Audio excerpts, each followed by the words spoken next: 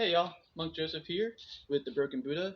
I just want to go over a little bit of Damo and Mahayana wall staring, right? All right, so I'm told the quick story of Damo and then what wall staring is. Damo is the second, uh, the second abbot of the Shaolin Temple, being the first being Batuo. He was an Indian sage, or Bodhisattva, if you will. He's also known as Bodhidharma.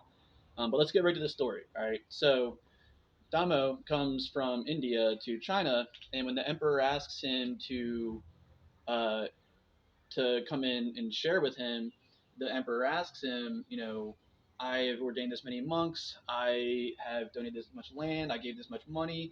How much merit do I have? Because he misunderstood merit. And Damo looks at him and goes, "You don't have any merit, but you have wonderful karma." Um, and anybody who doesn't know, go back to the dedication video. Like, if you don't dedicate things, and if it's not, you can't force yourself to dedicate. If you're doing it because it's a good thing and you want to feel good, then you'll get good karma. But if it's part of who you are and you dedicate it, then that's how you get merit.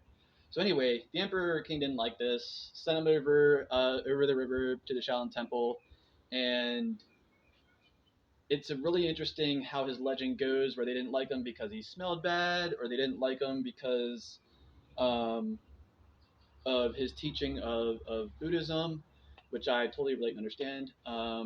Anyway, so as the story goes, he did the 9 years of wall staring. Now, this is what we're talking about today, Mahayana wall staring.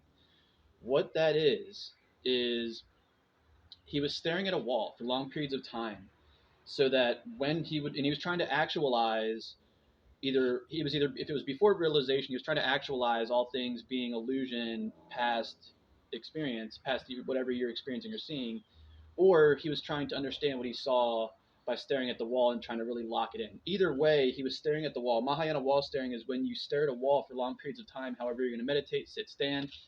I believe they said he stood, so it's presumably a standing technique. But you're staring at a wall. I do it with a curtain sometimes to imagine that everything is blank slate. None of this is real. It's all illusion. Um, Not that you can't touch it or that it's not doesn't have physicality, but that's how you're supposed to perceive your realization and move forward into enlightenment. Is to step away from the wall, and as you're going through life, imagine that you're still in front of the wall. All right. So that's really all it is. You stand in front of a wall for long periods of time, and when you walk away, you act like you're still in front of the wall.